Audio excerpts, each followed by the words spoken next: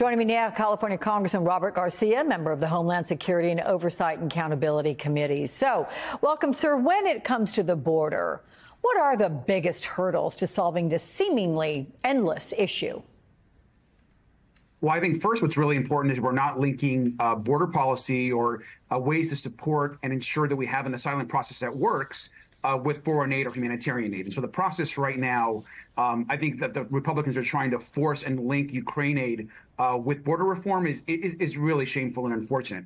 As an immigrant myself, I know the immigration process works. Like you said earlier, this is a country of immigrants. And the ways to get this done is for us to come together with bipartisan support. Democrats and Republicans want border security. We have also proposed numerous ways of getting that done. It's about guest worker programs. It's about ensuring there's enough legal attorneys on the ground to get folks through the asylum system. It's about bringing technology in to ensure that the border is secure. It's about supporting the deputies and the nonprofits that are on the ground. There are a lot of solutions, but unfortunately, Republicans today in the House especially, and Donald Trump, all they want to do is demonize immigrants, demonize asylum seekers, essentially move us backwards in our process and forget that immigrants are in large part why this country is so incredible and have welcomed people like myself and my families. And so we are encouraging negotiators to separate and de-link these two. Let's get foreign aid done, and let's focus on immigration as a House in this upcoming year. So a border deal still up in the air after the Senate left the holidays without an agreement. What do progressives want when negotiations resume, and how long before a finalized deal? Or is it presumptive to assume there will be one? Well, look, as a member of the Progressive Caucus and also an immigrant, I speak very forcefully to say again that we should, first of all, not be linking any sort of border policy with funding. And so we have been very clear that if there's going to be any discussions about immigration reform or border policy, then we should be those of us that are working, particularly in the Hispanic caucus and the Progressive Caucus, should be at the table and being a part of those conversations. So we have had recently some conversations with the White House. The White House is very clear in what our position is. What we don't want to see is essentially extreme border policy that essentially Donald Trump would like to see inserted in any way into this deal. So we think the White House and the Biden administration understand that. We are pushing really hard. And what we would like to see is actually a broad immigration reform package actually come together in the House. It has been 30 plus years since there has been a real immigration reform policy passed the Congress. Yeah.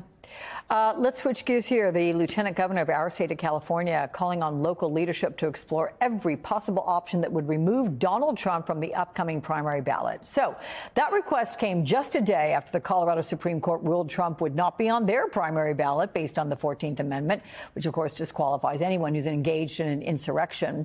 Do you think California should move forward on this? Look, I think the most important thing, and I think we can all recognize that Donald Trump himself essentially tried to overthrow our election. He led an insurrection on our Capitol.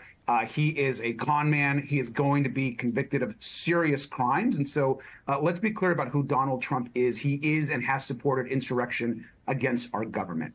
As it relates to this court cases, I think we should just kind of wait and see what the process is going to look like. I'd rather us just focus on ensuring that we defeat Donald Trump at the ballot box. I think we're going to hear from the Supreme Court. We'll see what the judicial process actually looks like. But I think our focus needs to be on the fact that Donald Trump is likely going to be the Republican nominee, and we've got to do everything we can to defeat him at the ballot box in 2024. Okay, let me ask you a quick question on the Israel-Hamas war, because on Friday, the United Nations Security Council approved a resolution demanding a humanitarian pause in the Israel-Hamas war. 13 nations voted in favor, with the U.S. abstaining instead of using its veto to shut down the resolution. Russia also abstained. What effect will this have? I mean, look, I think it's important that the UN stands for human rights, stands for ensuring that people all across the world are supported and are safe. And as it relates to the United States, I'm glad the resolution went through. I think the United States had some issues with the resolution not condemning Hamas in particular. And so that was been the position of the administration. But the more that we can do to get humanitarian aid into Gaza, to ensure that the bombing stops, that we actually finally get to a place where we can actually help the people of Palestine, I think is really, really critical. And so I'm really hoping this is a shift and that Israel itself is changing its methods. I myself, along with many others, I've called for a lasting ceasefire many weeks ago and ensuring that we get all of these hostages released. And so all of these efforts are really important. And I hope that the United States can work with our international partners and begin the real work of rebuilding Gaza. It is going to take an enormous effort to support the Palestinian people and ensure that they are free of Hamas. And that work needs to start today. Rebuilding from rubble, that's for sure. Congressman Robert Garcia, good to see you. Thank you so much and happy holidays.